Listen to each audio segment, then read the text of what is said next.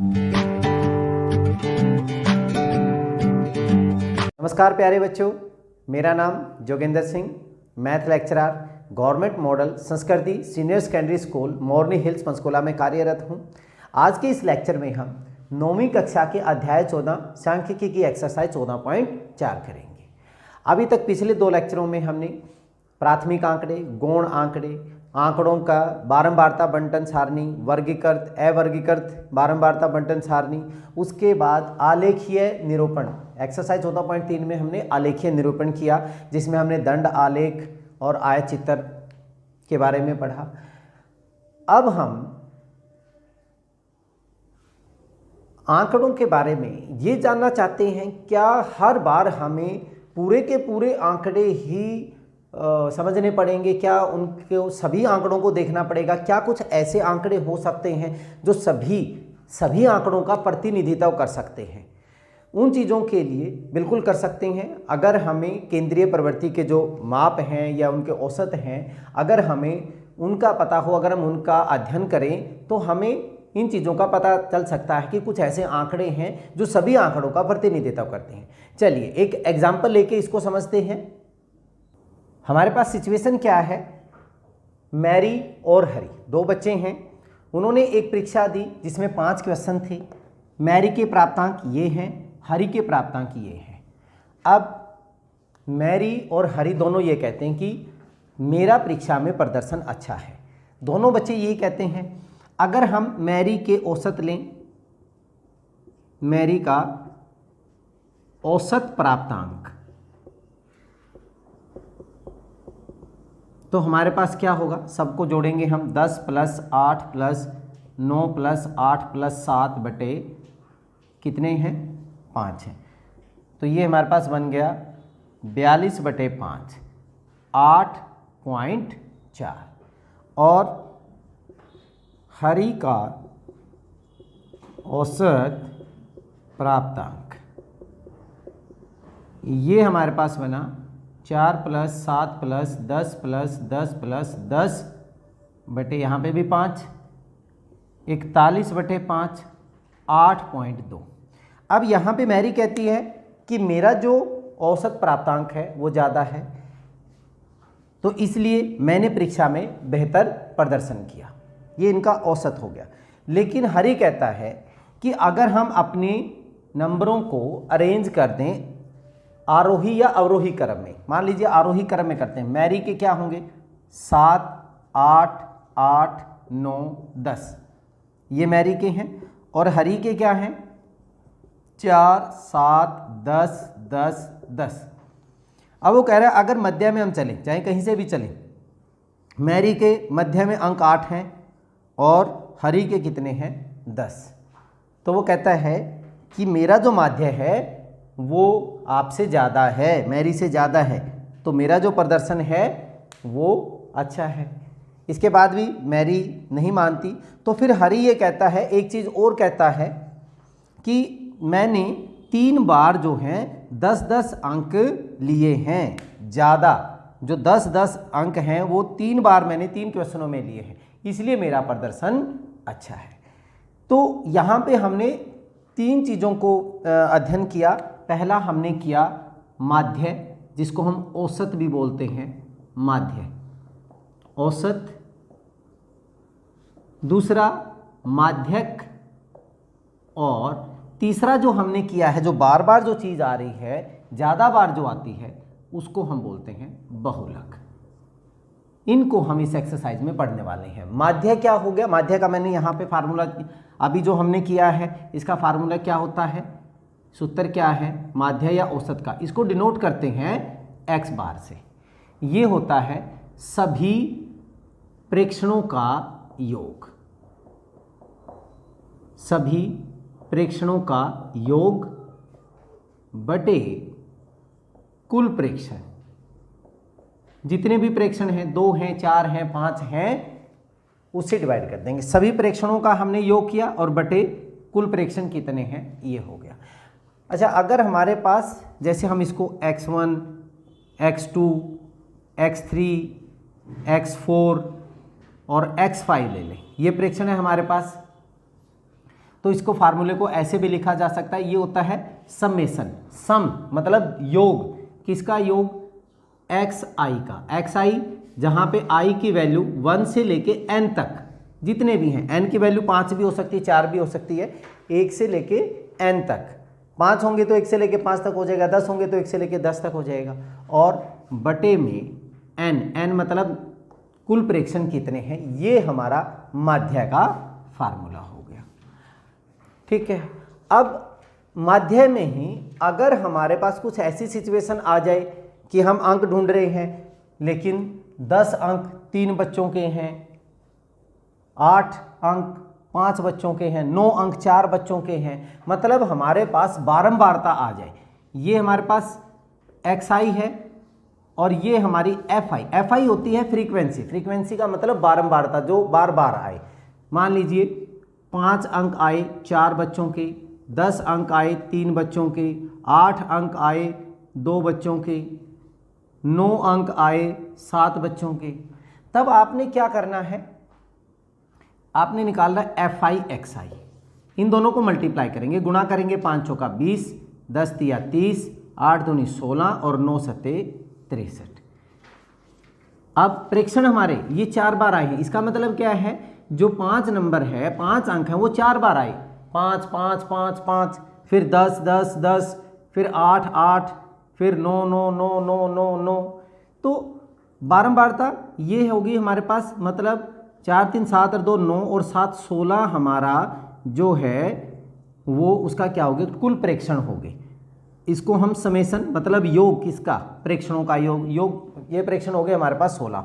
और यहाँ पे हम समेशन निकालते हैं एफ आई एक्स आई, इनको सबको जोड़ देंगे, 6 3 9, 2 और 3 5 और 1 6 और 6 12, 129। तब हमारे पास जो माध्य होगा वो कितना होगा, समेशन एफ आई एक्स आई भाग में समेशन एफ आई, इनका जोड़ बटे इनका जोड़, मतलब 129 बटे 16, 16 8 128.1 बच गया, 0 16 6 96, तो लगभग 8.06 आपका क्या हो गया, माध्य हो गया। दोनों तरीके से बता दिया मैंने। अगर हमारे पास बारंबारता नहीं, बारंबारता दी हुई है तो ये फार्मूला हो गया, बारंबारता नहीं दी हुई तो सबको जोड़ दीजिए और बटे कुल प्रेक्षण आ गए। इसके बाद किसकी बात कर रहे हैं हम, माध्यक की। माध्यक, माध्यक क्या होता है, हमने उनको आरोही या अवरोही क्रम में लिखना है, आरोही या अवरोही, उतरते या चढ़ते क्रम में। अब जैसे हम यहाँ पे बात कर रहे थे, मान लीजिए मेरे पास ये है 7 8 8 9 और 10, तो आपने बीच वाली संख्या 2 इधर छोड़ दी, 2 इधर छोड़ दी, तो हमारे पास जो माध्यक होगा इसका क्या होगा, 8 हो जाएगा। लेकिन अगर मान लीजिए सम संख्या हो, अगर मैं ये कहूँ कि मेरे पास 4 7 8 9 10 और 11 है, तब क्या होगा, 3 इधर गई 3 इधर गई, तो तब तो बीच में कुछ नहीं बचा। उसमें हमने क्या करना है, बीच वाली 2 संख्याओं को लेना है और उनका माध्यक निकालना है। तो मतलब 8 + 9 बटे 2 17 बटे 2, तो 8.5 उनका क्या आ जाएगा, माध्यक आ जाएगा। तो माध्यक का फार्मूला n के ऊपर डिपेंड करेगा, निर्भर करेगा कि n का मान कितना है। अब 2 कंडीशन होगी हमारे पास। पहली, यदि n विषम है, यदि n हमारे पास विषम है तो माध्य क्या होगा, माध्य जो हमारा होगा वो होगा n + 1/2 मान। अब जैसे इसमें 5 थी तो 5 + 1 6, 6/2 तीसरा मान, तो तीसरा मान कौन सा हो गया, 1 2 3, तीसरा मान हमारा 8, इसका क्या आ गया, माध्यक आ गया। लेकिन यदि n हमारे पास, यदि n हमारा सम है, यदि n हमारा सम है तो आपने क्या करना है, n बटे 2 मान जमा n बटे 2 + 1 मान और बटे में क्या कर देना है, 2 कर देना है। जैसे इसमें हमारे पास 3 और 3 6 है, तो 6 मतलब तीसरा और प्लस उससे अगला ही एक चौथा मान बटे में 2, जो हमने 8 और 9 बटे 2 किया, तो ये इसी तरह से हमारा क्या है, माध्य है। तो सम और विषम के लिए हमारे पास अलग अलग फार्मूला होगा। तीसरा जो है बहुलक। बहुलक जो है, जो अधिक बार जो चीज़ आए, जो ज़्यादा बार आए उन संख्याओं में, जैसे इसमें है तो 10 जो है इसका जो बहुलक होगा, बहुलक ये हमारे पास यहाँ पे कितना हो जाएगा, 10 हो जाएगा। जो अंक अधिक बार रिपीट होती है, पुनरावृत्ति होती है, वो उसका क्या होगा, बहुलक होगा। अब अगर हम बात करें मैरी का औसत, इसका औसत की बात करें तो 8 पॉइंट कितना है, 2 आ रहा है। मैरी का जो औसत हमने निकाला था वो 8.4 था। हरी का कितना था, 8.2। ठीक है, अब हम बात करते हैं माध्यक की। माध्यक में मैरी का माध्यक कितना आया, 8 आया, और इसमें इसका माध्यक कितना आया, 10 आया। बहुलक की बात करें तो अधिक बार क्या आ रहा है, 8, और इसमें बहुलक क्या आएगा, 10 आएगा। तो ये तीनों प्रवृत्तियों की क्वेश्चंस ही हमने इस एक्सरसाइज में करने हैं। अब यहाँ से हमें एग्जैक्ट नहीं पता चल रहा है कि किसका प्रदर्शन ज़्यादा अच्छा रहा है, क्योंकि इनमें वेरिएशंस हैं, हम नहीं बता सकते। इन चीज़ों को हम उच्च कक्षाओं में करेंगे, लेकिन हमें यहाँ से पता चल गया कि हमने माध्यक और बहुलक कैसे निकालना है। हाँ, माध्यक के लिए एक जो इसकी बहुत बड़ी कमी है कि वो उच्चतर मानों पे, जो हमारे पास ये सबसे छोटा मान है, ये सबसे बड़ा मान है, इनके ऊपर बहुत डिपेंड करता है। अगर इनमें अंतर बहुत ज़्यादा है तो वो हमें सही आकलन नहीं देता। अगर इनके अंतर कम अंतर है, सभी अंकों में अगर कम अंतर है, तो माध्य हमारा सबसे अच्छा तरीका है, सबसे अच्छा हमारा जो उसको आकलन करने का जो प्रतिनिधित्व करता है वो सबसे अच्छा है। अदरवाइज हमारे पास माध्यक और बहुलक ज़्यादा बेटर रिप्रेजेंट करेंगे। चलिए अब हम एक्सरसाइज 14.4 के क्वेश्चन कर लेते हैं। क्वेश्चन नंबर 1, एक टीम ने फुटबॉल के 10 मैचों में निम्नलिखित गोल किए, 2, 3, पहले में 2, दूसरे में 3, 4, 5, 0, 1, 3, 3, 4, 3। हमने इनका गोलों का माध्यक और बहुलक ज्ञात करना, बहुत ही आसान सा है। सबसे पहले हमारे पास 10 मैचों में गोल हमें दिए हुए हैं, माध्य अगर हमें निकालना है तो हम क्या करेंगे, सभी का जोड़ करेंगे, 2 + 3 + 4 + 5 + 0 + 1 + 3 + 3 + 4 + 3, और बटे में कितने हैं, 10 हैं, तो 10 लिख देंगे। ठीक है, कुल प्रेक्षण, सभी प्रेक्षणों का योग, हमारे पास फार्मूला क्या था, सभी प्रेक्षणों का योग बटे कुल प्रेक्षण। तो अब यहाँ पे हमारे पास योग हो गया, 2 और 3 5, 9, 14, 15, 18, 21, 25 और 3 28, और बटे 10। 10 से भाग करोगे, सीधा पॉइंट लगा दीजिए, 2 पॉइंट कितना हो गया, 8, 2.8 इसका क्या हो गया, माध्य हो गया। अब इसके बाद हमने क्या निकालना है, माध्यक। यहाँ पे हमारे पास n का मान कितना है, n हमारा है 10, प्रेक्षण हमारे कितने हैं, 10, जो क्या है, एक सम है। तो हमारा जो माध्यक होगा, फार्मूला था हमारे पास n बटे 2 प्लस n बटे 2 प्लस 1वां मान, और बटे कितना, 2। तो n बटे 2 मतलब 10 बटे 2 प्लस 10 बटे 2 प्लस 1वां मान, और बटे कितना हो जाएगा, 2। 10 बटे 2 5वां मान प्लस 6वां मान, और डिवाइडेड बाय 2। 5वां मान कब, जब हम इसको क्या कर देंगे, आरोही क्रम में इनको करेंगे। तो पहले हमारे पास क्या होगा, सबसे पहले 0, फिर 1, फिर 2, उसके बाद 1, 2, 3, 4 बार हमारे क्या हैं, 3 हैं, और फिर 4 2 बार हैं, और फिर हमारे पास क्या है, 5 है। तो अब यहाँ पे हमारे पास 5वां मान ये, 6ठा मान ये, तो 3 + 3/2 6/2, तो मतलब कितना हो गया, 3 हमारा क्या आ गया, इसका माध्यक आ गया। 2.8 हमारा क्या था, माध्य है।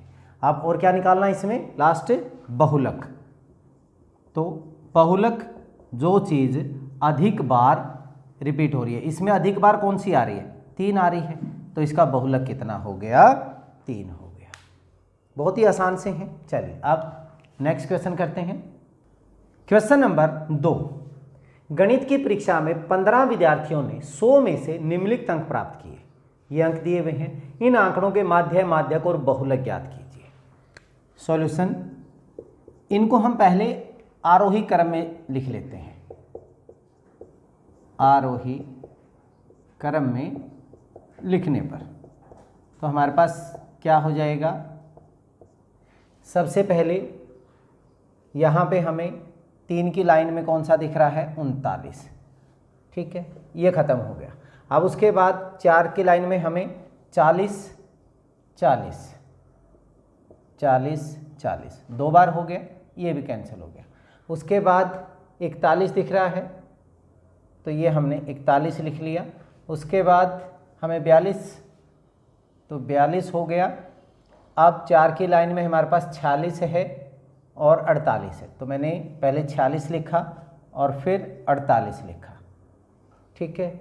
40 48 4 की लाइन में और कोई नहीं है। अब हम 5 की लाइन में आते हैं, तो हमारे पास सबसे 52 52 और 52 3 बार हैं, 52 52 और 52 1 2 और 3 बार। उसके बाद 54 ये हो गया। उसके बाद हमारे पास 62 60, तो पहले 60 आएगा और फिर 62, 60 हो गया 62 हो गया ये। उसके बाद 96 और 98, तो पहले 96 हो गया और फिर 98 हो गया। इसको हमने आरोही क्रम में लिख लिया। अब हम बात कर रहे हैं माध्य की।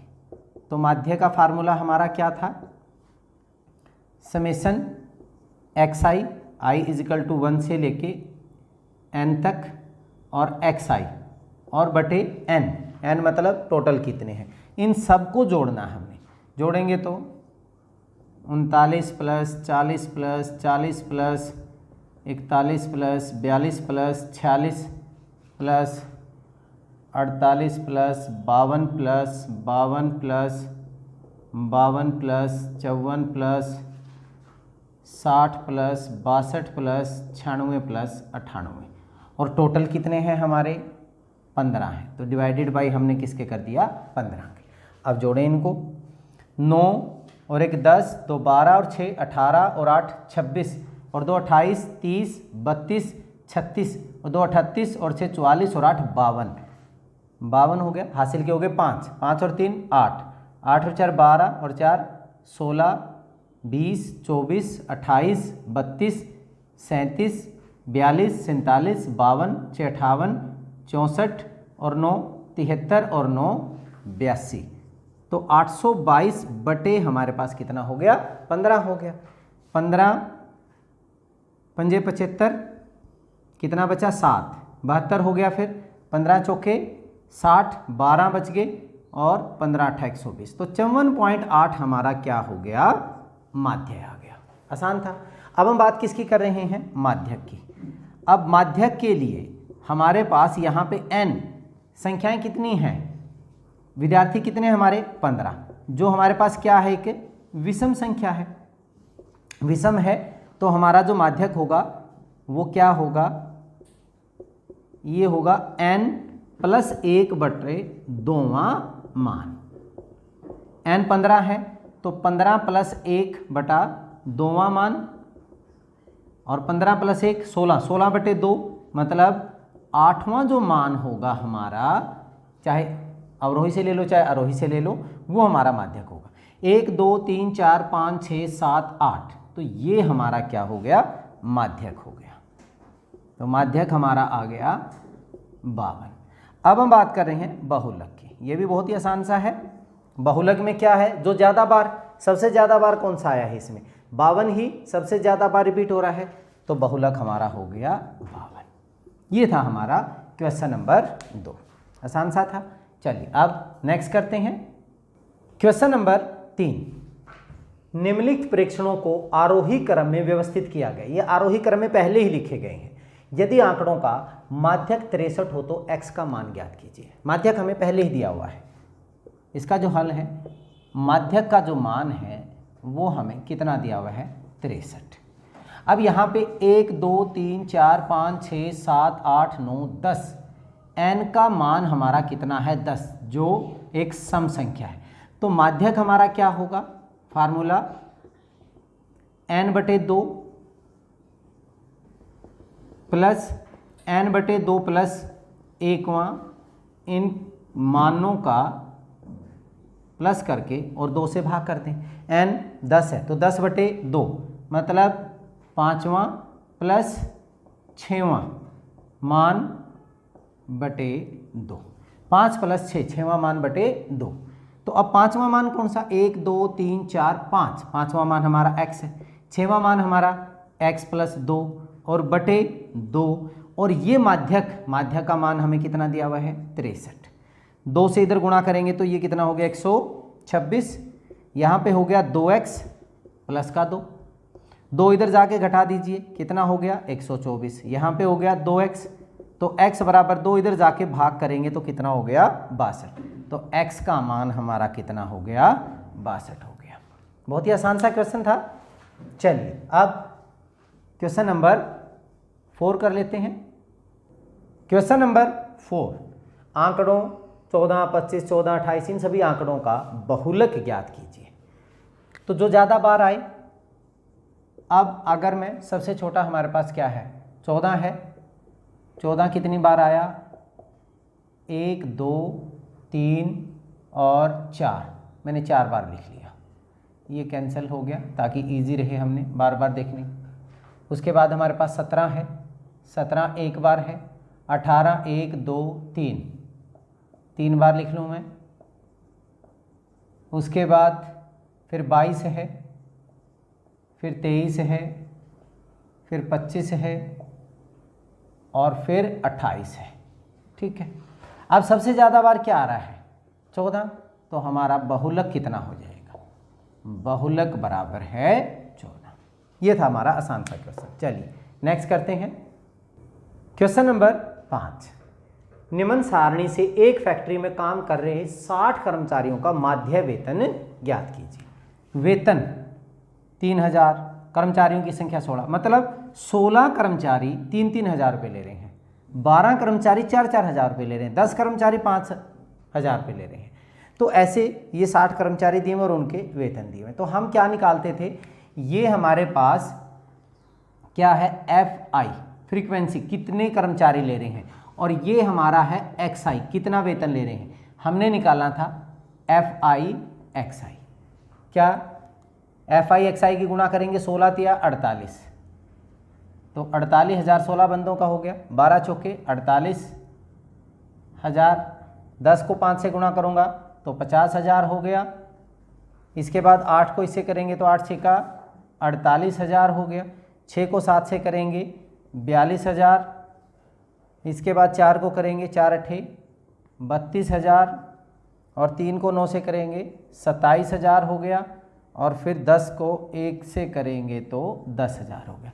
अब हमने इनका जोड़ करना है, समेसन करना है FI XI का, सभी का जोड़ करें, 3 0 तो हमारे पास 1000 वाली ऐसे की ऐसी रहेंगी, 8 और 8 16, 16 और 8 24, 2 26, 26 2 28 और 7 35, 7 और 2 9 11 19 23 35, हासिल 3, 3 और 4 7, 7 और 4 11, 11 5 16 20 24 27 29 और 1 30, 1 2 3 6 10 14 19 23 27 और 3 हासिल के 30।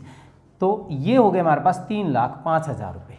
अब ये क्या है, समेसन FI, तो हमारे पास माध्य का जो फार्मूला था वो था समेसन FI XI और समेसन FI। तो इनका जोड़ हमारे पास 3,05,000 हुआ बटे 60, कैंसिल किया हमने। अब 6 से करेंगे तो 6 पंजा 30, ठीक है। 5 बचा, 50 पे बहुत सारे बच्चे सीधा 50 से भाग कर देते हैं, 5 पहले छोटा एक और लेना पड़ेगा तो एक 0 लगेगी।